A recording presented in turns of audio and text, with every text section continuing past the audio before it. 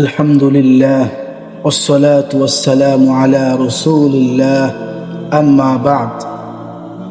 প্রিয় ঈমানদার ভাই ও বোনেরা, আজ আমরা এমন একটি বিষয় নিয়ে আলোচনা করব যা আমাদের জীবনে প্রায়ই আসে, কিন্তু অনেক সময় আমরা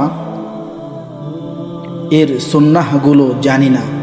সেটি হলো বৃষ্টির সময় রাসূলুল্লাহ সাল্লাল্লাহু আলাইহি ওয়াসাল্লাম কি করতেন এবং আমাদের কি করা উচিত। আল্লাহ তাআলা বৃষ্টিকে শুধু প্রাকৃতিক ঘটনা বানাননি, বরং এটিকে তার রহমত ও বরকতের নিদর্শন করেছেন। আল্লাহ তাআলা কোরআনে বলেন, আর তিনি সেই সত্তা যিনি মানুষের নিরাশ হওয়ার পর বৃষ্টি বর্ষণ করেন এবং তার রহমত ছড়িয়ে দেন। সূরা আশ-শূরা আয়াত 28 নম্বর।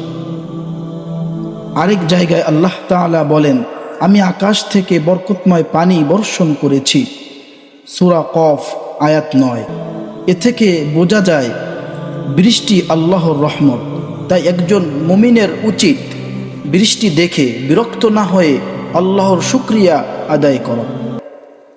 বৃষ্টি শুরু হলে রাসূলুল্লাহ সাল্লাল্লাহু আলাইহি ওয়াসাল্লাম এই দোয়া পাঠ করতেন, আল্লাহুম্মা সাইয়্যিবান নাফিআ। অর্থ, হে আল্লাহ, এ বৃষ্টিকে উপকারী বৃষ্টি বানিয়ে দিন। সহিহ বুখারী হাদিস নাম্বার 132। আমরা বৃষ্টি দেখে শুধু অনেক বৃষ্টি হচ্ছে বলবো না, বরং নবী করিম সাল্লাল্লাহু আলাইহি ওয়াসাল্লামের শিখানো দোয়া করব। বৃষ্টির পানি শরীরে লাগানো। রাসূলুল্লাহ সাল্লাল্লাহু আলাইহি ওয়াসাল্লাম একদিন বৃষ্টি হচ্ছিল। রাসূল করিম সাল্লাল্লাহু আলাইহি ওয়াসাল্লাম তার কাপড়ের কিছু অংশ সরিয়ে দিলেন যাতে বৃষ্টির পানি তার শরীরে লাগে। সাহাবীরা জিজ্ঞেস করলেন, হে আল্লাহর রসূল, আপনি এমন করলেন কেন? তিনি বললেন, কারণ এটি তার রবের কাছ থেকে সদ্য আগত। সহিহ মুসলিম হাদিস নাম্বার 898। সম্ভব হলে বৃষ্টির প্রথম পানি শরীরে লাগানো সুন্নাহ। বৃষ্টির সময় বেশি বেশি দোয়া করা। বৃষ্টির সময় রহমত নাজিল হয়, তাই এই সময় বেশি বেশি দোয়া, ইস্তেগফার, তাওবা এবং নিজের পরিবার, দেশ ও উম্মতের জন্য কল্যাণ কামনা করা উচিত। অতিবৃষ্টি হলে এই দোয়া রাসূল করিম সাল্লাল্লাহু আলাইহি ওয়াসাল্লাম নিজে পড়েছেন এবং উম্মাহকে পড়তে নির্দেশ দিয়েছেন।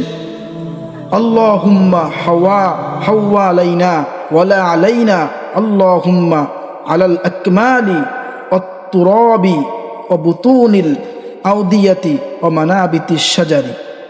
অর্থ, হে আল্লাহ, আমাদের উপর নয়, আমাদের আশপাশে বর্ষণ করুন। ঢিলা পাহাড়, উপত্যকা ও বৃক্ষ জন্মানোর স্থানে বৃষ্টি দিন। সহিহ বুখারী, সহিহ মুসলিম। ইমাম নববী রাহিমাহুল্লাহ বলেন, বৃষ্টির পানি শরীরে লাগানো মুস্তাহাব, কারণ নবী করিম সাল্লাল্লাহু আলাইহি ওয়াসাল্লাম এমনটি করেছেন। ইবনে হাজার আসকালানী রহমতুল্লাহি আলাইহি বলেন, বৃষ্টি আল্লাহর রহমত, তাই এর সময় দোয়া করা এবং আল্লাহর দিকে মনোযোগ দেওয়াও সুন্নাহ।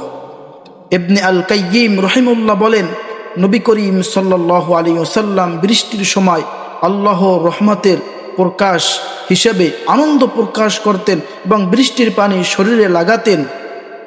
বৃষ্টির সময় সংক্ষেপে সুন্নাহ আমল আমরা করতে পারি। 1 নম্বর, আল্লাহর প্রশংসা করা। 2, আল্লাহুম্মা সাইয়্যিবান নাফিআ, এই দোয়া পাঠ করা। 3, বৃষ্টির পানি শরীরে লাগানো, সম্ভব হলে বেশি বেশি দোয়া ও ইস্তেগফার করা। 4, অতিবৃষ্টি হলে নবী করিম সাল্লাল্লাহু আলাইহি ওয়াসাল্লামের শেখানো দোয়া পড়া। বৃষ্টিকে আল্লাহর রহমত হিসাবে গ্রহণ করে তার শুকরিয়া আদায় করা। প্রিয় ভাই ও বোনেরা, আজ থেকে আমরা যখনই বৃষ্টি দেখব আল্লাহর শুকরিয়া আদায় করব, দোয়া পড়ব, আল্লাহুম্মা সাইয়্যিবান নাফিআ। সম্ভব হলে বৃষ্টির পানি শরীরে লাগাবো, বেশি বেশি দোয়া ও ইস্তেগফার করব। অতি বৃষ্টি হলে রাসূলুল্লাহ সাল্লাল্লাহু আলাইহি ওয়াসাল্লামের শেখানো দোয়া পড়ব। আল্লাহ তাআলা আমাদের সবাইকে রাসূলুল্লাহ সাল্লাল্লাহু আলাইহি ওয়াসাল্লামের সুন্নাহ অনুযায়ী আমল করার তৌফিক দান করেন। ওয়া আখির দাওয়ানা আনিল হামদুলিল্লাহি রাব্বিল আলামিন।